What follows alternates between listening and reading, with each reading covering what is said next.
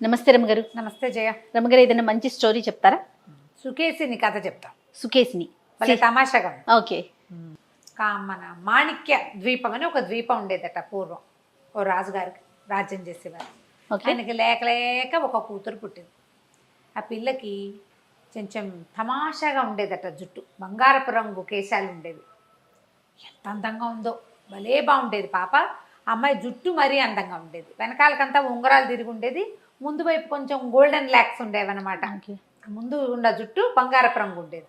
రాగి రంగు ఉంటే ఒక రకంగా ఉండును, ఈ బంగారపు రంగు ఉండేసరికల్లా ఏదో వింతగా ఉందని అమ్మాయికి సుకేసిని అని పేరు పెట్టారు. పిల్ల వయసు వచ్చే కొందికి కొంచెం అందంగా తయారైంది. 16 ఏళ్ళు వచ్చినాయి అనుకుంటా. కాస్త యుక్త వయసు కరాలు అయిన తర్వాత ఒకసారి ఒక బిచ్చగత్తెగా కనపడిన ఒక మంత్రగత్తెని చూసింది ఈ పిల్ల. చూసి చాలా వికృత రూపంతో ఉంది.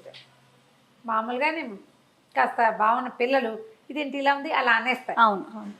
ఈ అమ్మాయి ఆ బిచ్చగత్తెని చూసేసరికల్లా ఒక చీదరించుకుని ఇంత వికృతంగా ఉంది బాబోయ్ కళ్ళు అని కళ్ళు మూసుకుందట. మూసుకునేసరికల్లా బిచ్చగత్తె కాదు, మంత్రగత్తె. ఓహో.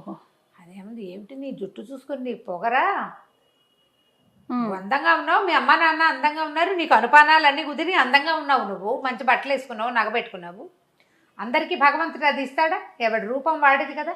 బాడీ షేమింగ్కి పాల్పడిందని తిట్టి నీ జుట్టును చూసుకునే నీకు గొప్ప, ఒక్క వెంట్రుకు లేకుండా రాలిపోతుందని చెప్పించి. అయ్యయ్యో. చూస్తుండగానే పిల్లని ఎత్తి మీద జుట్టంతా రాలిపడిపోయి గుండు అయిపోయింది. అయ్యో. 14-15 ఏళ్ల పిల్లకి గుండు తీయించుకుంటే వేరే రకం, దాన్ని జుట్టు చూసే గర్వించేదానికి జుట్టు ఊడిపోతే ఇంకేముంది. ఎట్లాగా? ఇక పిల్లలు అబోదివో ప్రజలందరికీ నవ్వొచ్చింది గుండుతో ఉన్న పిల్లని చూసేసరికి. ఆ కాలంలో ఆడపిల్లలు జుట్టు తీయటాలు అవి లేవు. పైగా ఇత మొత్తం మొహం మీద చర్మంలాగా తల మీద చర్మం కూడా అయిపోయింది, వెంట్రుకే లేదు.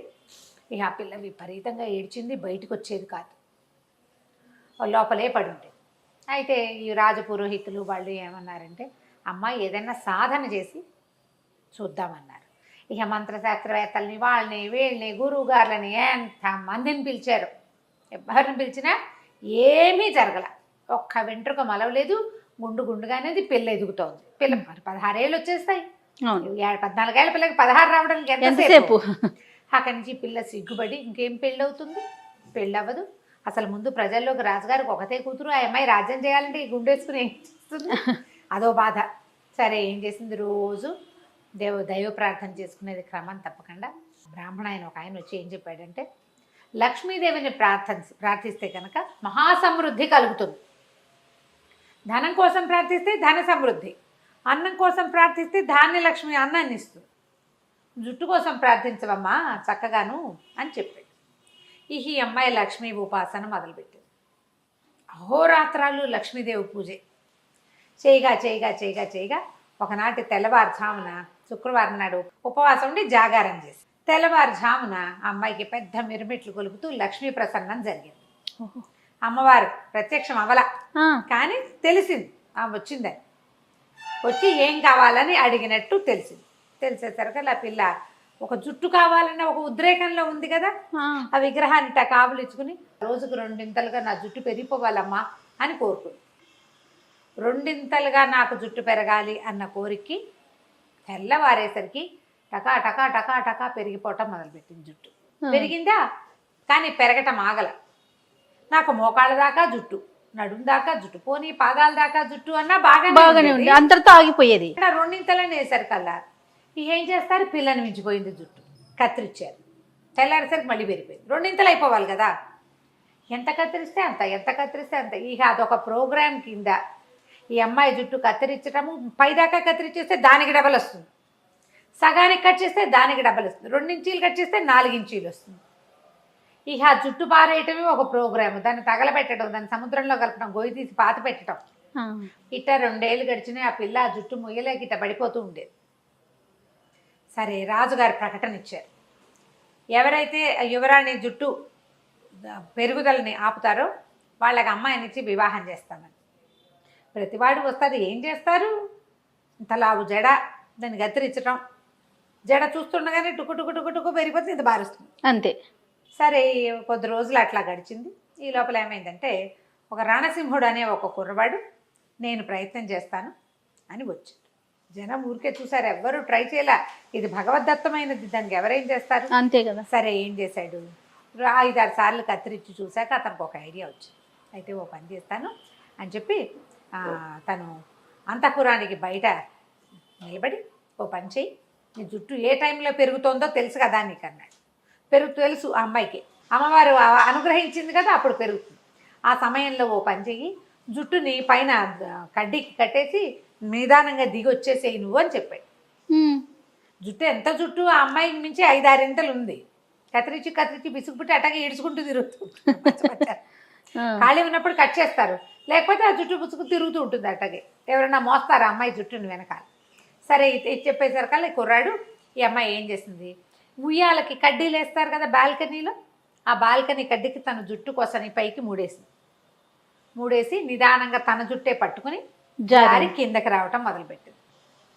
బాగా ఇంత దగ్గరకు వచ్చాక ఈ అబ్బాయి ఏం చేశాడు, అమ్మాయి జుట్టు పైదాకా మెడ కిందకి వీపు మీదకి కత్తిరించేసి అమ్మాయిని పట్టుకున్నాడు. అతను పొడుగాటి వాడి, పిల్లని చుట్టూ 5 feet 5.5 ఉంటుంది, అతను 6 అడుగుల పైన ఉన్నాడు. కత్తిరించేశారు కల్లా, అంటే అమ్మాయి నుంచి జుట్టు కత్తిరిస్తే పెరుగుతోంది, ఇప్పుడు జుట్టు నుంచి అమ్మాయిని కత్తిరించాడు. ఓకే, జుట్టు బలంతో కదా వేళ్లాడుతోంది, కత్తిరించేశారు కల్లా జుట్టు పెరగటం ఆగిపోయింది. బాగుందిగా, ఇప్పుడు ఇంకా బాగుంటుంది. కానీ అమ్మాయి పెరగటం మొదలుపెట్టింది. అయ్యో, ఇది ఇంకా విచిత్రం. ఇక అమ్మాయి పెరగటం మొదలుపెట్టింది. అట్ట భవనాలు చాలలేదు, మహాకాయురాయిలు అయిపోయింది. ఇప్పుడు ఏం చేయాలి, అమ్మాయి పెరుగుదల ఎలాగాలో తెలియలే. ఆ పిల్లకి విరక్తి పెట్టింది, పెళ్లి వద్దు, పేరెంటం వద్దు, ఎటగొట్ట ఉంటాను, ఇటగే ఉంటాను, రోజు కొంచెం చొప్పున ఎలా అయిందో, మహా పెద్ద పర్సనాలిటీ. ఎండావాన అన్నీ ఆ అమ్మాయి మీదేను. సరే ఏమైంది, ఇంతలో పక్క రాజ్యం వాళ్ళు వీళ్ళ మీద యుద్ధానికి వచ్చారు. పోనీ అమ్మాయి ఇంత పెరిగింది కదా, దీని ఫాయిదా ఉఠాయిద్దాం అనుకున్నారు ఎలాగోలాగా. యుద్ధం చేయటం కంటే ఈ అమ్మాయి మంచి స్టౌట్గా కూడా ఉంది, అంటే వెడల్పుగా బలంగా ఉంది పిల్ల. ఈ 16-17 పిల్ల, బలంగా ఉన్న పిల్ల అదే సైజులో పెరిగితే మరి కొంచెం పుష్టిగా ఉన్నట్టే కదా. ఆవిడకి ఏం చెప్పారు ఐడియా, అమ్మ ఓ పని చెయ్యి, ఈ మాణిక్య ద్వీపం ఉంది కదా, ఇది సముద్రంలో, దీనికించి తీసుకుపోయి ఇంకో చోట బయలుకిచ్చి పెట్టేయమన్నారు. ఆ అమ్మాయి సముద్రంలో 2 కాళ్ళు వేసి నిలబడింది, మాణిక్య ద్వీపాన్ని ఎత్తేసరికల్లా మన రాజకుమార్ ఉన్నాడు కదా రణసింహుడు, గబగబా అమ్మాయి భుజాల మీదకి ఎక్కాడు. చీమ పాకినట్టుంది, అమ్మాయికి ఏం తెలియదు ఎంత ఎత్తుందో. అయితే ఇప్పుడేమన్నాడు, ఎక్కి చెవిలో చెప్పాడు, నేను రణసింహుడిని, నువ్వు కంగారు పడుతూ నేను నీ జుట్టు కత్తిరించేస్తాను. మెడ మీద ఎక్కి నుంచున్నాడు, జుట్టు కత్తిరించేస్తాను, నువ్వు సైజు తగ్గటం మొదలు పెడతావు, నీ అసలు సైజుకి రాగానే నీళ్ళలోకి దిగి ఈదటం మొదలుపెట్టు, నీ ఒరిజినల్ సైజు వచ్చేస్తుంది అని చెప్పాడు. ఈ పెరుగుదల అనేది ఏదర్ మనిషి ఆ జుట్టు కుండిపోయింది అది. ఓకే, అక్కడి నుంచి ఏం చేశాడు, పెద్ద కత్తెర పుచ్చుకుని అమ్మాయి భుజాల మీద నుంచిన అమ్మాయి మాణిక్య ద్వీపాన్ని పెళ్లగిస్తుంటే జుట్టు కత్తిరించడం మొదలు పెట్టాడు రణసింహుడు. జుట్టు కత్తిరించే మెడ దాకా కత్తిరించేశాడు. మెడ దాకా కత్తిరించగానే ఇంత పొడుగైపోయిన అమ్మాయి తక్కువని సైజు తగ్గిపోయింది. నార్మల్గా వచ్చిందా? నార్మల్గా వచ్చేసింది. నార్మల్గా వచ్చేసింది. రణసింహుడు అన్నాడు, ముందే చెప్పాడు, మనం ఇద్దరం సముద్రం అంతా ఈదాల్సి వస్తాము, మనం ద్వీపంలోకి వెళ్తానికి సరేను అని ఒప్పుకుంది. సరే ఇద్దరు కలిసి ఈదుకుంటూ బయటకు వచ్చారు. రాజకుమార్తె ఒరిజినల్ సైజులోకి వచ్చేసింది. అమ్మయ్య అనుకున్నారంట. కానీ మళ్ళీ జుట్టు పెరగటం మొదలుపెట్టి మళ్ళీ రెండింతలు పెరిగిపోవటం, కత్తిరించడం. సరే దీనికి ఇంకో ఉపాయం, మరి ఇప్పుడు ఎట్లాగైనా సరే రాజకుమార్తె జుట్టో మనిషో తగ్గించాలి. అంతే, తగ్గించి ఆ అమ్మాయిని మామూలుగా చేసి పెళ్లి చేసుకుంటేనే దీనికి ఈ రాజ్యానికి రాజు అవుతాడు. అవును. సరే ఏం చేశాడు, ఈసారి ఒక పని చేద్దామని పెద్ద త్రాసు పెట్టించాడు. రాజకుమార్తెను ఒక దాంట్లో కూర్చోబెట్టాడు. ఇప్పుడు ఇది అమ్మాయి మీద నుంచి లాగి సగం జుట్టుని అందులో వేశాడు. కొంచెం కత్తిరించడం మొదలెట్టాడు, అది పెరగటం మొదలుపెట్టింది. ఈ కత్తిరించిన జుట్టు రాజకుమార్తె ఒకే సైజుకి వచ్చేదాకా కత్తిరించేసేట్టు. ఓకే, సమానంగా తూగాక ఇక జుట్టు పెరగటం మానేసింది. అమ్మాయి పెంచాలో జుట్టుని పెంచాలో కన్ఫ్యూజన్ వచ్చింది ఆ వరానికి. అమ్మాయికి పెరుగుదల వరం. ఆ తర్వాత ఇంకేమీ పెరగలేదట. ఎంత తమాషాగా ఉందో చూడు. 50s రాయబడిన కథ జయ ఇది. ఆ తర్వాత ఈ సుకేసునికి సహజంగా అమ్మాయికి ఎంత జుట్టు ఉందో అంత జుట్టే ఉంది. అలాంటి బంగారు ముంగురులే ఉన్నాయి. రణసింహుడును సుకేసుని ఇద్దరు వివాహం చేసుకున్నారు. మాణిక్య ద్వీపానికి రాజు రాణిగా ఎంతో కాలం హాయిగా ఉన్నారు.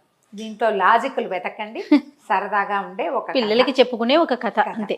రైట్, కంచికి మనం ఇంటికి. నమస్తే రమగారు. నమస్తే రమగారు, ఈ మధ్య కొన్ని చిన్ని కథలు చెప్తున్నారండి. ఏదైనా పెద్ద కథ ఒకటి చెప్తారా? మనం ఇద్దరు అన్నదమ్ములు, ముగ్గురు అన్నదమ్ములు, ఇద్దరు దుర్మార్గులు, ఒకడు మంచివాడు, అవునవును. ఇద్దరు ఒకడు సరైన వాడు కదా, ఒకడు సరైన వాడు, అలాంటి కథలు చెప్పాం కదా. అలాగే మంచి జయిస్తుంది. మంచితనంగా ఉండేవాడికి ఎప్పుడు జయం కలుగుతుంది. అంటే అంతంలో అయినా చివరికైనా వాడికి విజయమే లభిస్తుందని కదా. కొంచెం టైం పట్టినా కూడా అంతే కదా. అంతే కదా. నడక నిజపు నడక నిదానంగా ఉంటుంది. అబద్ధం భూగృహాన్ని చుట్టొచ్చేస్తే ఒక ఇంచి నడుస్తుంది నిజం, కానీ నిజానికి నడక ఉంటుంది తప్పకుండా. ఒక కొండ చరి మీద ఒక కాపు ఒక ఆయన ఉండేవాడట. ఆయనకి 3 పిల్లలు, 2 మగపిల్లలు, 1 ఆడపిల్ల. అయితే ఏమైంది, వీళ్ళు రోజు మగపిల్లలేమో గొడ్లు గాయటానికి వెళ్ళిపోయేవాళ్ళు, మేకలను తోలుకెళ్ళేది కూతురు. వీళ్ళు కొంచెం కొండ సరికి కింద ఉంటే కొండ కొమ్ము మీదకి మేకలను తోలుకుపోయేది పాప. దానికి ఒక 14-15 ఏళ్ళు ఉంటాయి. పిల్ల చక్కగా అందంగా ఉండేది. కొండల మీద ఉండే పిల్లలు ఆరోగ్యంగా ఉంటారు. ఒకనాడు అది మేకలు తోలుకుంటూ పైకి వెళ్ళింది. అయితే వీళ్ళు కింద ఉండి కాస్త అప్పుడప్పుడు పిల్ల ఎక్కడుందని గమనించుకుంటారు. మేకలు కనపడతాయి, లీలగా పిల్ల లంగా జాకెట్టు కనపడుతూ ఉంటాయి. ఒక వెండి మబ్బు ఒకటి ఇట్లా పొగమంచులాగా కొండ మీదకి జారిందని, ఆ జారి ఈ పిల్ల మీదకి వచ్చిందని, తర్వాత పిల్ల కనపడలేదని తెలుసుకున్నారు వాళ్ళు.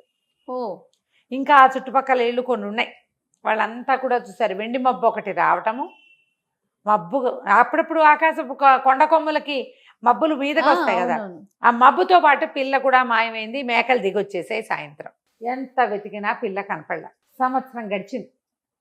అయితే ఈ కొడుకులు ఇద్దరిలో పెద్దవాడు, నాన్న అమ్మాయి కనపడక ఏడాది అయింది, ఇంకా నేను పిల్లని వెతకడానికి వెళ్ళడానికి నిశ్చయించుకున్నా, నేను వెళ్తాను అని చెప్పాడు. చెప్పేసరికల్లా పెద్ద నాన్న అన్నాడు, వెళ్ళడం మంచిదే నాయన, నాన్న వెళ్ళమంటావా అని నన్ను అడగకుండా నువ్వే నిర్ణయించుకోవడం బాగుండలేదు. నువ్వు నిర్ణయించుకోకూడదు, నిర్ణయం తీసుకుని నువ్వు డెసిషన్ చెప్తున్నావు, నువ్వేం చేయాలి, అడగాలి తండ్రిని అనేసరికల్లా వీడేమన్నాడు, అడిగేదేమిటి, ఏడాది ఆగాం, నువ్వు ఎంతటి నువ్వు చెప్పలేదు, నా అంతటి నేను డిసైడ్ చేసుకుని నేను వెళ్తాను అంతేనన్నాడు.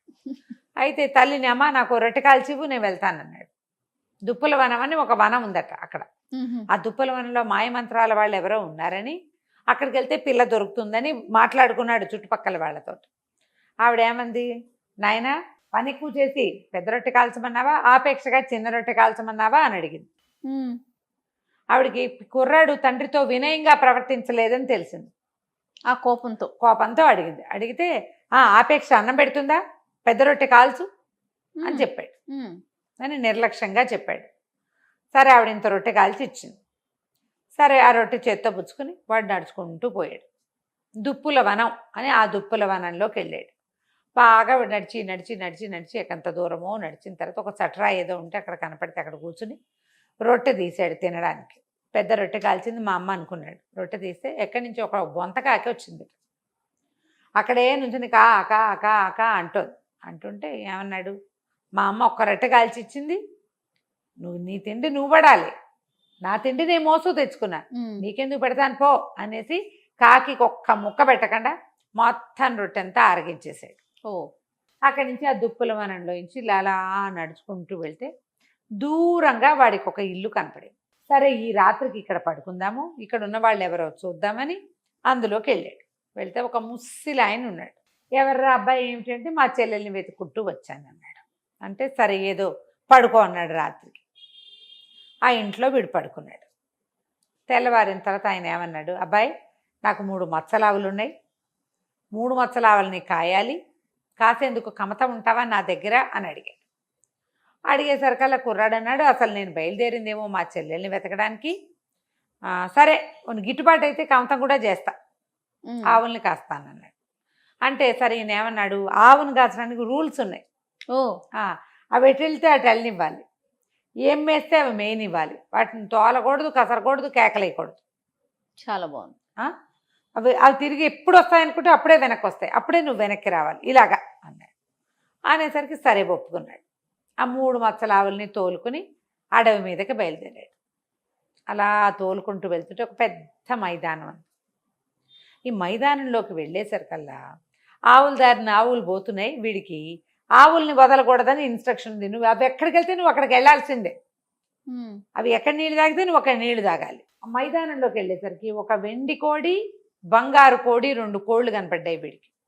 ఉమ్, వెండి రంగులో ఒక కోడి, బంగారు రంగులో ఒక కోడి కనిపించింది. ఉమ్, అవి ఎగురుతుంటే వీడికి పిచ్చి సరదా వచ్చేసింది. ఆవులను వదిలేసాడు. వదిలేసేసి ఈ కోళ్ల వెనకాల పడ్డాడు. ఎంత దూరమో పరిగెత్తాడు, కోళ్ళు ఉమ్, అందలేదు కోళ్ళు. వదిలేశాడు. మళ్ళీ ఆవుల దగ్గరికి వెళ్ళాడు. అవి ఆ మైదానం దాటి ఇంకో ఎక్కడికో వెళ్తున్నాయి. వాటి వెనకాల పడిపోయాడు. అక్కడి నుంచి ఓ వెండి కర్ర, ఓ బంగారు కర్ర గాల్లో తేలుతూ కనపడ్డాయి వాడికి. మెరిసిపోతుంటే వస్తువుల మీద ఆసక్తి ఉంటుందిగా. ఈ ఆవుల వెనకాల లేడిక్కవాడు. ఆవులను వదిలేసి ఈ కర్రలు ఎగిరిపోతున్న ఆ కర్రల వెనకాల పడ్డాడు. వీడు పట్టుకోగానే అవి మాయమైపోయింది. అయ్యో. మళ్ళీ ఆవులు ఎక్కడున్నాయో చూసాడు. ఆ వాటి ఎటో పోతున్నాయి. వాటి వెనకాల పడి పరిగెత్తాడు. ఇంకా డౌన్లోకి వెళ్తే అక్కడ ఎన్ని పళ్ళ తోటలు ఉన్నాయో, ఎన్ని పళ్ళో, చెట్ల నిండా పళ్ళే. వీడు ఆవులను వదిలిపెట్టేశాడు. వీడు లెక్క ఏమిటి, ఆవుల తోటి ఉండాలి వీడు. ఉమ్, ఉమ్. వీడికి పట్టించుకోలే, ఎక్కడికక్కడ వదిలేస్తున్నాడు. వదిలేస్తున్నాడు. పరిగెత్తుకుంటూ వెళ్ళి మరి చెట్లు ఎక్కేశాడు. పొట్ట పట్టినన్ని పళ్ళు ఆత్రంగా తిన్నాడు. ఎన్ని పళ్ళు తిన్నాడో. బట్టల నిండా పళ్ళ మరకలు, మూతి నిండా పళ్ళ మరకలు. చీకటి పడింది. ఆవులు మళ్ళీ రావడం మొదలుపెట్టినాయి. ఉమ్, వాటి వెనకాల పడి వచ్చాడు. ఇంటికి వెళ్ళిపోయారు. ఆ ముసలాడున్న ఆ పాకల దగ్గరికి వెళ్ళిపోయినాయి ఆవులు. పాకలు ఉండేసరికల్లా ఆయన ఏమన్నాడు, తోలుకొచ్చావా అన్నాడు. తోలుకొచ్చానండి. ఆవులతోటే ఉన్నావా అన్నాడు. ఆవులతోటే ఉన్నాను అన్నాడు. సరే, పాలు తీసి నువ్వు ఎంత బాగా వీటి కాపలా కాసావో నేను తెలుసుకుంటానన్నాడు. ఉమ్. పాలు తీసాడు. ఆవుల పాలు తీస్తే పల్చగా నీళ్ళల్లే, తెల్ల నీళ్ళల్లే ఉన్నాయి 3 ఆవుల పాలు. అర్థమైంది. అక్కడి నుంచి ఆయన అన్నాడు, దుర్మార్గుడా, ఆవులకి సహాయం కావాలి, నువ్వు వాటితోటి లేవు. ఏ వస్తువు కనపడితే ఆ వస్తువు వెనకాల పరిగెత్తావు. నీకు మంచితనం లేదు, బుద్ధి లేదు, వినయం లేదు. కమతం చేయాలంటే యజమాని చెప్పినట్టు వినాలి. ఆవులకి వాటితోటి మనిషి ఉంటేనే శక్తి అని చెప్పి ఆ చేతిలో ఉన్న ఓ చిన్న గడ్డి కట్టతోటి వాడిని దెబ్బ కొట్టాడు.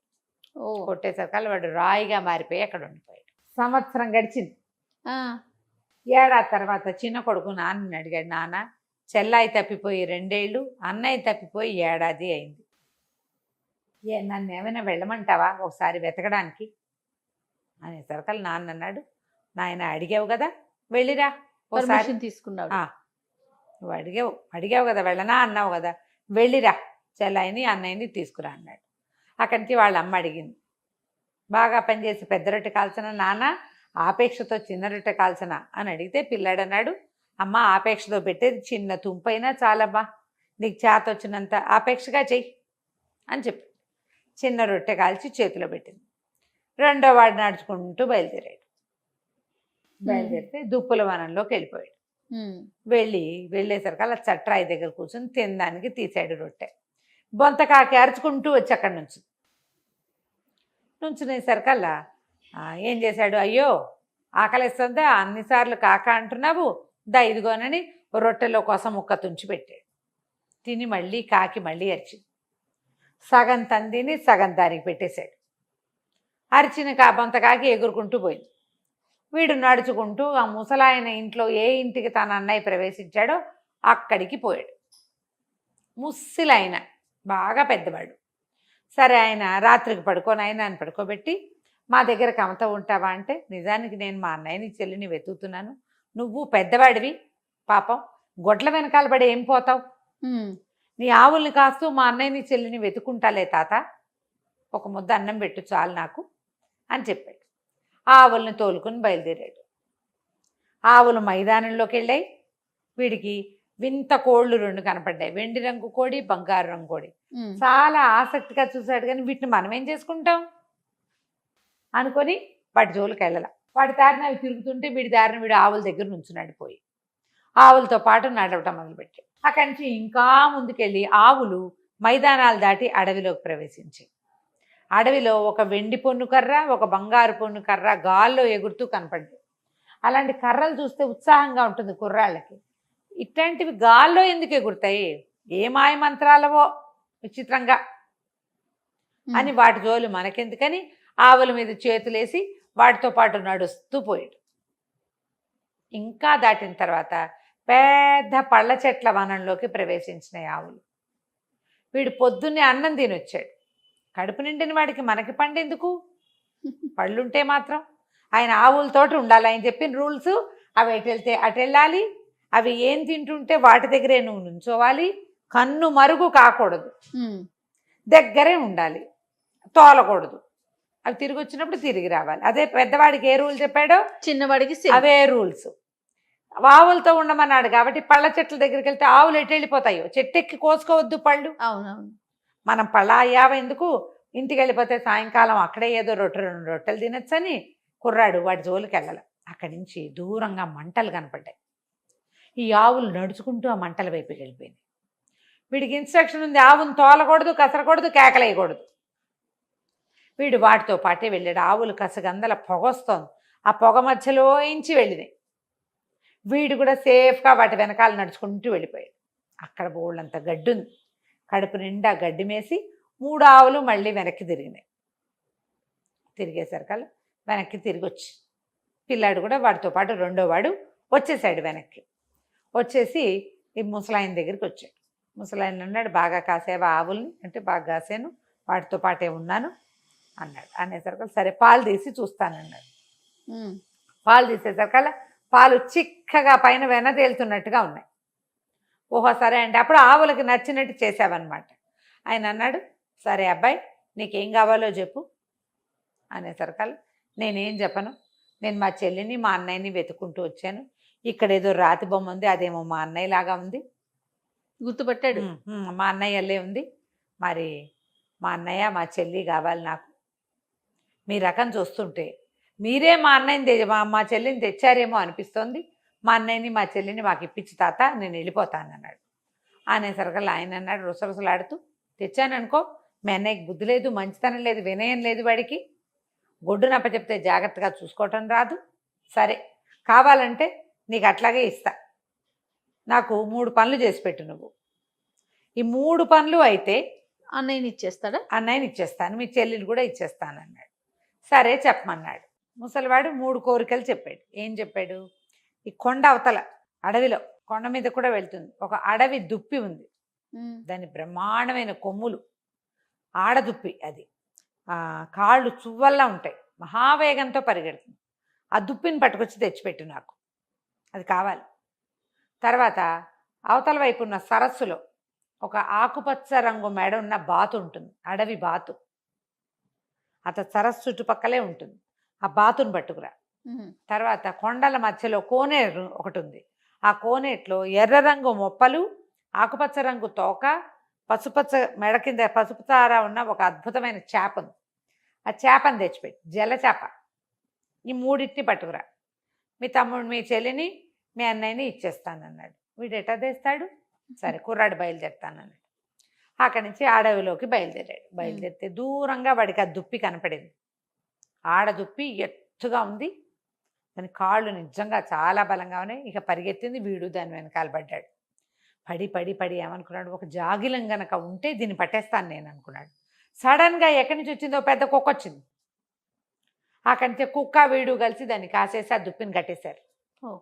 ఆ దుప్పిని భుజాన్ని వేసుకున్నాడు, అడవిలో గుర్తుగా ఓ చోట పెట్టాడు. అక్కడి నుంచి ఇప్పుడు సరస్సు దగ్గరికి బయలుదేరాడు. బయలుదేరేసరికి అలా సరస్సు దగ్గరికి వెళ్ళేసరికి వాడు రోజులు పడతాయి ఈ పనులన్నిటికీ. ఈ పైన బాతు ఎగురుతోంది, ఆకుపచ్చ రంగు మెడ ఉన్న బాతు ఎగురుతుండేసరికల్లా బొంతకాకి మొట్టమొదట వీడు రొట్టె పెట్టాడు కదా, ఆ కాకి పైనుంచి ఎగురుతూ తనే ఒక్క పోటు పొడిచింది ఆ బాతుని. పొడిచేసరికల్లా బాతు కేరమంటూ కింద పడిపోయింది. ఠక్కిని పట్టేశాడు దాన్ని. మెడ పట్టుకున్నాక ఇంకా బాతు ఎక్కడికి వెళ్ళలేదు. ముందు వచ్చిన కుక్కను కూడా ఈ కాకే పంపించింది వాడికి సహాయం కోసం. వాడి వెనకాలే తిరుగుతోంది అది. అక్కడి నుంచి ఏమైంది, జలచేప కోసం వీడు కోనేట్లోకి వెళ్ళాడు. కోనేట్లోకి వెళ్ళేసరికల్లా ఒక అడవి పిల్లి నీళ్ళల్లోకి దూకి ఆ చేపను లాక్కొచ్చి వీడి చేతికి అప్పచెప్పింది. అవన్నీ ఎందుకు వచ్చినాయి, బొంతకాకి వల్ల వచ్చినాయి. అది అడవిలో ఉంటుంది కదా, అక్కడి నుంచి ఈ పిల్లిని, ఈ బాతుని, చేపని, బాతుని, ఆ దుప్పిని భుజాన్ని వేసుకుని ఈ కుర్రాడు నడుచుకుంటూ పోయి ఆ ముసలాయనకి అప్పచెప్పాడు. చెప్పేసరికి ఆయన మాయ మంత్రాల వాడికి తెలుసు ఏం జరిగిందో. ఈ 3 స్వాధీనపరచుకుని లోపల పెట్టుకుని ఏం చేశాడు, ఈ రాత్రిలోగా ఉన్నాడు కదా అన్నయ్య, ఆ అన్నయ్యనేమో మనిషిని చేశాడు. లోపల మబ్బు లాంటి ఒక పదార్థంలో దాచిపెట్టిన పిల్లని కూడా బయటికి తీసుకొచ్చాడు. ఇదిగో మీ చెల్లి సేవ చేయించుకునేందుకు తెచ్చుకున్నాను, వెనకాల పిల్ల మేకలు కాస్తుంది రోజు అని. నువ్వు మంచితనంతో మర్యాదతోటి ఈ పనులన్నీ చేసావు, మీ అన్నయ్యకి కూడా అది నేర్పించు, హాయిగా ఉండని అన్నయ్యని చెల్లిని తమ్ముడికి అప్పచెప్పాడు. వీళ్ళిద్దరిని వెంట పెట్టుకుని ఈ కుర్రాడు ఇంటికి నడుచుకుంటూ ఇంటికి తీసుకుపోయాడు. ఆ బొంతకాకి ఎప్పుడైనా ఓసారి వీడి కొద్దీ స్నేహం కొద్దీ వాళ్ళ ఇంటికి వెళ్ళి కనపడుతూ ఉండేది. ఆ తర్వాత ఎప్పుడూ వాళ్ళు కొండ కొమ్ములు ఎక్కల, ఆ కొమ్ము ఎక్కకుండా కిందనే తిరుగుతూ పనిచేసుకుని హాయిగా ఉన్నారు. కథ కంచికి మనం ఇంటికి. సూపర్. నమస్తే. నమస్తే రమగారు. నమస్తే జయ. రమగారు, చావు తెలివితేటలు అంటారు. నాకు అనిపిస్తుంది అసలు చచ్చే ముందు, చనిపోయే ముందు తెలివితేటలు ఎక్కడి నుంచి వస్తాయి కదా? ఆ బాధలోనో దుఃఖంలోనో ఉంటారు కదా. నిజంగా చనిపోయే ముందు తెలివితేటలు వస్తాయండి?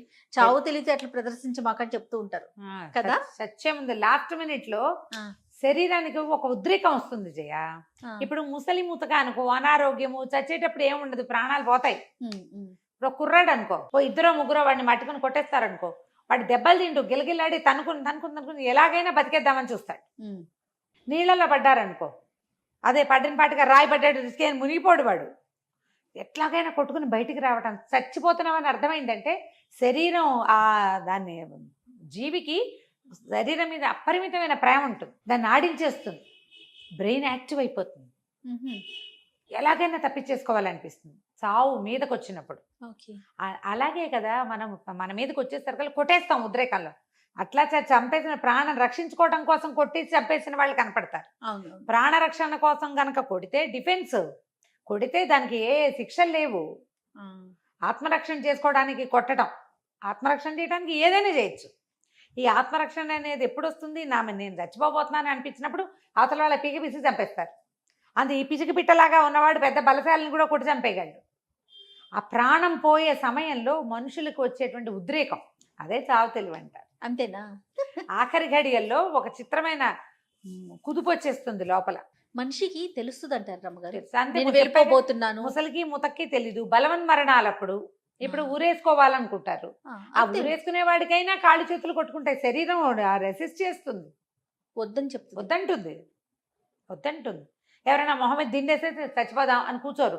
వీడికి చచ్చిపోదామని ఉన్నా కూడా చేతులు ఆటోమేటిక్గా తోసేస్తాయి. వీడు చావుకి రెడీ అయి ఉన్న సినిమాల్లో చూస్తాం, మెడచ్చి కోసే నీ ఇష్టం అని చెప్పడం. అలా ఎవరు చేయరు, అలా జరగదు అసలు. బలవంతంగా అవతలవాడు చేయవలసిందే. కానీ వన్స్ మన మీదకి ఆ కత్తి వచ్చేస్తుంటే ఒక లోపల నుంచి ఒక ఉద్రేకం, ఒక పెనుగులాట వస్తాయి. మరి ఎవరికి వారు ఇప్పుడు ఆత్మహత్యలు చూస్తున్నాం కదా రమ్మగారు, అది ఎలా, ఎంత ధైర్యంగా చేసుకుంటున్నారు? మరి అది మొదలు పెడతారు, కానీ ఆ మొదలు పెట్టేటప్పుడు మానేసే వాళ్ళు 100లో ఉంటారు జయ, చచ్చేవాళ్ళు 10లోనే ఉంటారు.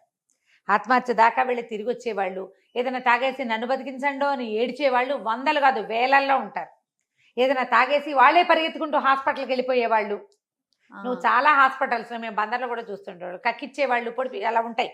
ఏం మరి చచ్చిపోయేవాడు తలిపేసుకుని చచ్చిపోవచ్చుగా, తాగేశాక భయం వచ్చేస్తుంది చచ్చిపోతున్నానని పరిగెత్తుకొచ్చేస్తాడు బయటికి. మనం చూసేవి 10లే, అంతే. ఆలోచనలు 100లో ఉన్నాయి, 100లో ఉంటాయి. చాలా మంది సూసైడ్ అటెంప్ట్ చేస్తారు. మనకి డిప్రెషన్ కేసులు అనేదని నేను 2-3 సార్లు సూసైడ్ అటెంప్ట్ చేశానంటే ఏం చెప్తారు? సక్సెస్ కాలేదంటే సక్సెస్ కాకపోవడం కాదది, వీడే సక్సెస్ కానివాడు జీవుడు. అలాగే ఉంటుంది. ఎవరో ఉద్రేకం ఆ చేసినప్పుడు ఒక్కొక్కడికి వెంటనే కుదిరి చచ్చిపోతారు. పాపం కాళ్ళు కొట్టుకుంటాయి, ఊరేసుకుంటే కాళ్ళు కొట్టేసుకుంటాయి. ఏదైనా మందు వేసుకున్నప్పుడు ఏడ్చి శోకాలు పెట్టేస్తారు. ఈ చేతులు కోసుకున్నప్పుడు గిలగిల్లాడిపోతారు. దూకేసినా కూడా శరీరం బయటికి రావడానికి ట్రై చేస్తుంది నీళ్లలో ఇంచి. దాన్నే చావు తెలివి అంటారు. నిజంగా ఆఖరి ఘడియల్లో వచ్చే ఆలోచనలు, అప్పుడు వచ్చేటువంటి ఉద్రేకం, బతకాలన్న ఉద్దేశం, అది పెద్దగా ఆలోచనలోకి రాదు, ఫ్రాక్షన్ ఆఫ్ సెకండ్స్లో వస్తుంది. శరీరం ఆ పని చేసేస్తుంది. భలే బాగుంటుంది. ఒక చందమామ కథ ఉంది, ఆఖరి ఘడి అని.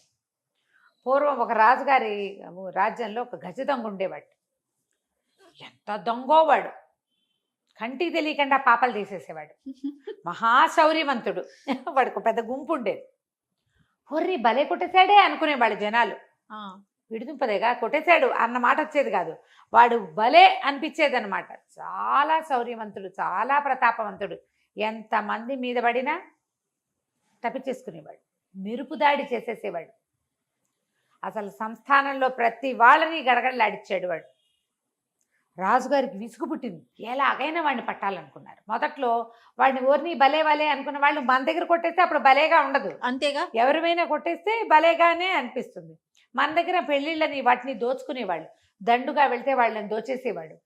వీళ్ళు మన దాన్ని ఏమంటారు, వ్యాపారపు బిడారులు వెళ్ళేవి కదా, వ్యాపారస్తుల బిడారు, వాటిని దోచేస్తే బిడ్డ పాపతో వీళ్ళు అన్యాయం అయిపోయేవారు, వాడు కొట్టేసేవాడు.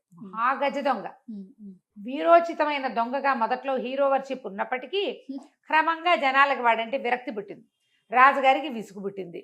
ఒక పెద్ద దళాన్ని రెడీ చేశారు వాడిని పట్టుకోవటానికి. చాలా రోజులు వెతగ్గా ఎన్నిసార్లు వాడి మీద దాడి చేయగా చిట్ట చివరికి ఒక రోజు వాడు దొరికేశాడు. ఈ మొత్తం ఈ వీటిలలో వీడి దగ్గర ఉన్నది ఏంటంటే ఒక బ్రహ్మాండమైన గుర్రం. అది మహామెరుపు వేగం. ఆ గుర్రం సాయంతో వాడు ఎన్నిసార్లు తప్పించుకున్నాడు. ఎన్నోసార్లు గుర్రము వాడు బాగుండేవాళ్ళు. అయితే ఈ గుర్రాన్ని కూడా పట్టేశారు మన వాళ్ళు సైనికులు.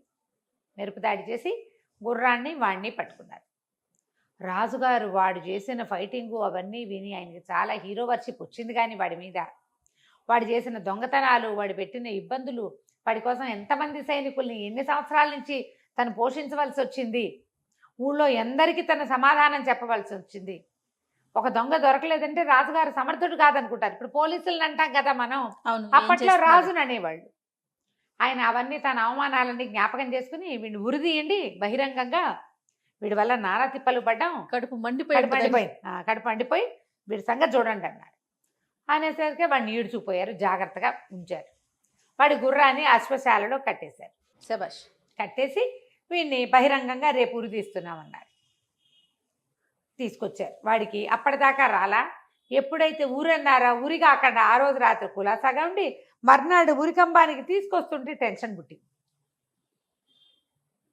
మొత్తం జనం చేరారు, ఊళ్ళో వాళ్ళంతా. వీడు ఇన్నేసి ఇళ్లల్లో కొట్టేశాడు, ఎంతంత డబ్బు, పైగా వాడు ఆ పట్టుకెళ్ళిపోవటంలో ఏమైనా నేల మీద పడినా పట్టించుకునేవాడు కదా, కొన్ని వస్తువులు దొరికేవి, అయినా కూడా పట్టించుకునేవాడు కదా. వాడు డబ్బంతా ఏం చేసేవాడో ఎవరికి తెలియదు. బహిరంగంగా తీసుకొచ్చి నుంచోబెట్టారు. వాడు జనాలు అందరిసరికి ఇంతమంది నన్ను చూడడానికి వచ్చినందుకు నాకు చాలా సంతోషంగా ఉందన్నారు అన్నాడు. అని హిహి నవ్వాడు. జనాల్లో ఏ కదలిక రాల. అంటే కొంతమంది మిత్రులు ఉన్నారనమాట నాకు ఇంకా అన్నాడు. అనేసరికి అన్నా కూడా జనాలు మిత్రులన్నా కదల్లా చూస్తున్నారు. కానీ వీడి కంఠము అలా ఖాళీగా ఉన్న ప్లేస్లో వాడి ఎత్తు మీద నిలబడి మాట్లాడేసరికి కొంచెం అవతల దూరంలో ఉన్న అశ్వశాలలో ఉన్న గుర్రానికి వీడి గొంతు వినపడింది. అది సకిలిచ్చింది.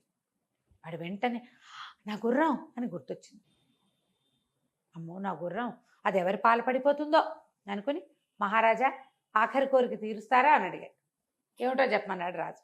ఒక్కసారి నా గుర్రం ఎక్కి స్వారీ చేయాలనుంది, నా మొత్తం జీవిత ప్రయాణంలో అదే నాతో ఉంది అనేసరికి రాజు ఆలోచించాడు. జనాలంతా ఏమనుకుంటారు, ఆఖరి కోరిక తీర్చొద్దు, రాజు దుర్మార్గుడు అనుకుంటారు. ఆఖరి కోరిక తీర్చబోతే చచ్చే ముందు ఎవ్వడికైనా ఆఖరి కోరిక తీర్చాలి, ఇది నియమం.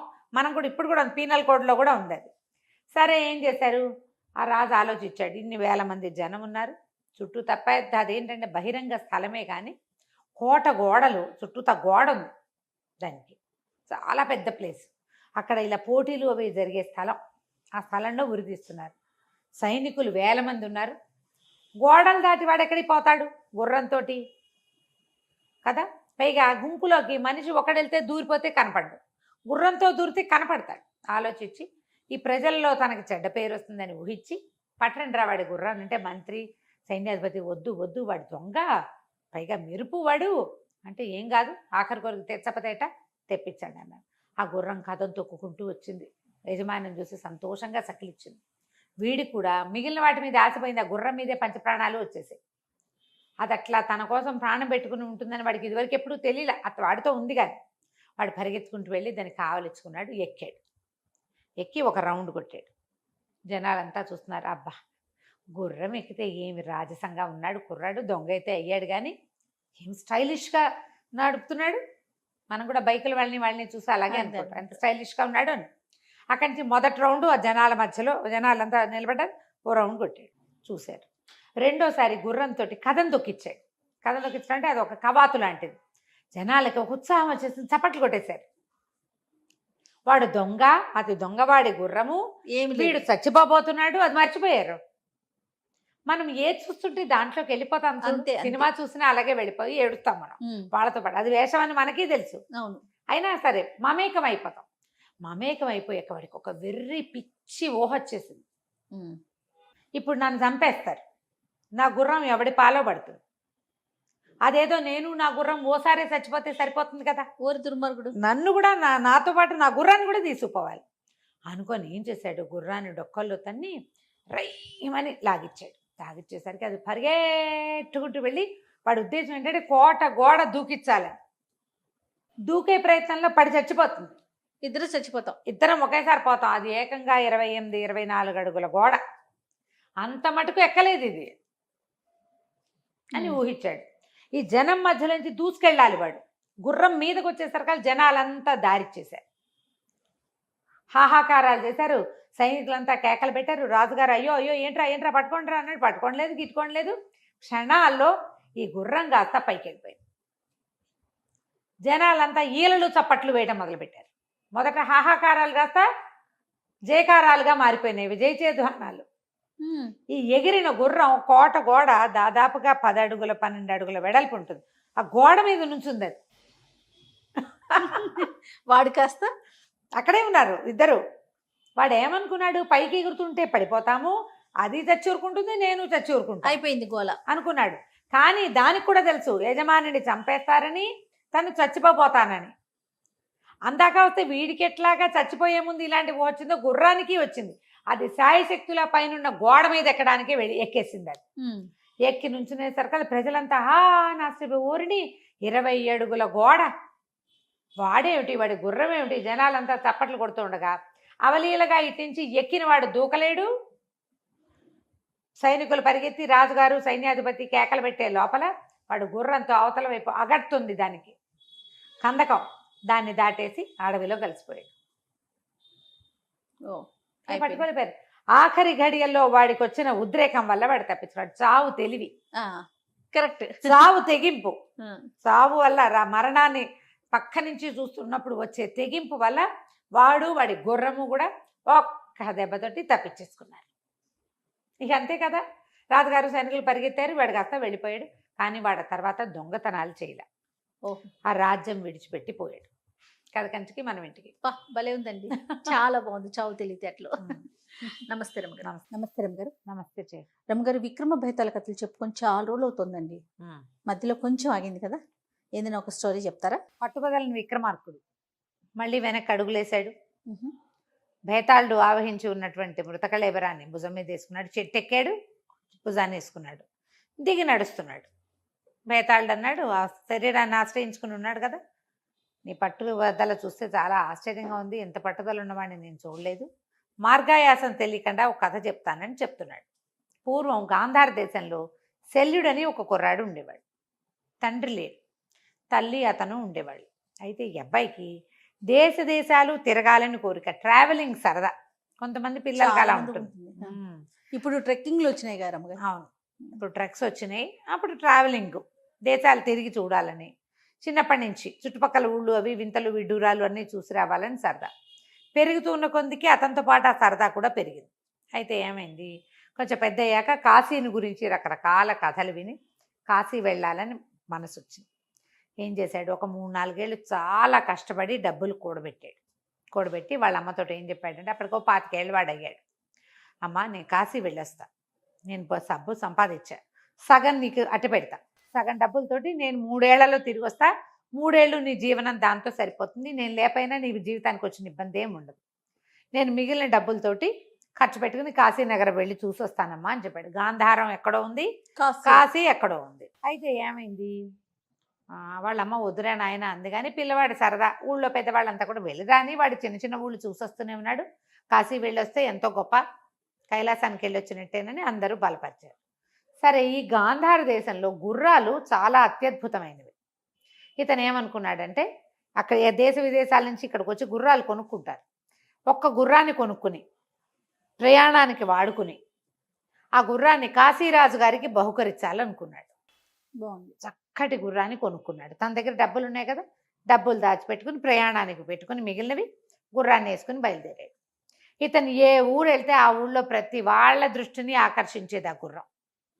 దారిలో కోసల రాజ్యానికి చేరాడు. ఆ కోసలలో ప్రతి వాళ్ళు గుర్రానికి అట్రాక్ట్ అయ్యారు. శల్యుడు ఎవరి దృష్టిని ఆకర్షించాలి, వాడు సామాన్యమైన కుర్రవాడు, వాడు ఎక్కువొచ్చిన గుర్రం మాత్రం అందరికీ నచ్చింది. ఒక సత్రం దగ్గర ఆగితే ఆ సత్రం యజమాని రాజుగారికి కబురు చేశాడు, ఒక మంచి గుర్రం వచ్చింది చూడండి అని. ముందు సైన్యాధిపతి భటులు వాళ్ళు వీళ్ళు వచ్చి చూసి రాజుగారికి చెప్పారు, భలే అద్భుతమైన గుర్రం అండి అని. సరే రాజుగారు శల్యుడిని పిలిపించుకున్నాడు. గుర్రాన్ని అమ్మమని అడిగారు. ఇది అమ్మడానికి కాదండి, అమ్మడానికి కాదు, నువ్వు ఎంత రేట్ అన్నా అడిగితే ఇస్తామన్నారు. నా ప్రయాణానికి కావాలంటే మేము ఇంకో గుర్రం ఇస్తాము, ఇంకో గుర్రం ఇస్తాము, నీకు డబ్బులు వస్తాయి, గుర్రము వస్తుంది, ఇది అద్భుతమైన గుర్రం మాకు కావాలని అడిగారు. అడిగితే ఒప్పుకోక నేను ఇది బహుమానంగా ఇవ్వడానికి తీసుకొచ్చానండి అన్నాడు. సరే బహుమానంగా ఇవ్వు, నాకే ఇంకో బహుమానం పుచ్చుకో నా దగ్గర నుంచి అన్నాడు. కాదండి, నేను ఎవరికి బహుమానం ఇవ్వాలో వాళ్ళని కూడా నిశ్చయించుకున్నానండి అని చెప్పాడు శల్యుడు. అలాగా ఎవరికి ఇవ్వదలుచుకున్నావు అని అడిగాడు కోసలరాజు.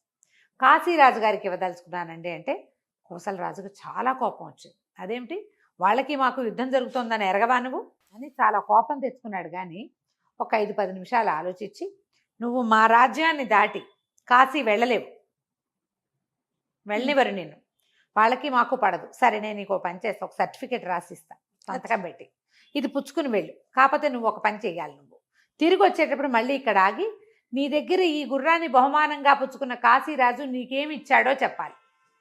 బాగుంది, చెప్పి వెళ్ళు, నేనేది ఇస్తానన్నా నువ్వు నాకు వద్దన్నావు కదా అన్నాడు. అంటే సరే ఒప్పుకున్నాడు శల్యుడు. ఒప్పుకుని కాగితం రాయించుకున్నాడు. ఆనవాళ్ళు అంటారు, గుర్తులు, ఈ బాయ్ ఫలానా వాడు మాతో సర్టిఫికేట్ పొందబడ్డవాడు, సో వీడిని వెళ్ళనివ్వండి అని. సైనిక శిబిరాలు ఉన్న చోట ఆ కాగితం ముక్క చూపించుకుంటూ పర్మిట్ లాగా ఆ పర్మిట్ పుచ్చుకుని వెళ్ళిపోయాడు. కాశీ నగరాన్ని చేరాడు. నగరం అంతా చూశాడు. కాశీరాజు గారిని కలుసుకుని ఈ గుర్రాన్ని ఆయనకి కానుకగా పెట్టాడు. ఆయన ఎంతో సంతోషించాడు. సంతోషించి అబ్బాయి మన దగ్గరే ఉండు, కొలువులో ఉండు అని ఏడాది పాటు కొలువులో ఉంచుకున్నారు. చక్కగా జీతము ఇల్లు బాకిలన్నీ ఏర్పడినాయి. హాయిగా ఉన్నాడు. ఉన్న తర్వాత ఏడాది తర్వాత వెళ్ళొస్తానండి అని చెప్పితే రాజుగారు, అదేమిటి నా కొలువు నచ్చలేదా నీకంటే? కాదండి, నేను హరిద్వారం చూడాలనుకుంటున్నాను. అంటే దాందేముంది, నేను అన్నీ ఏర్పరుస్తాను, హరిద్వారం వెళ్ళి చూసిరా మన దగ్గరికే, దానికోసం ఉద్యోగం అనుకుని వెళ్ళటం ఎందుకు, నువ్వు నా కొలువు నుంచే వెళ్దువుగానని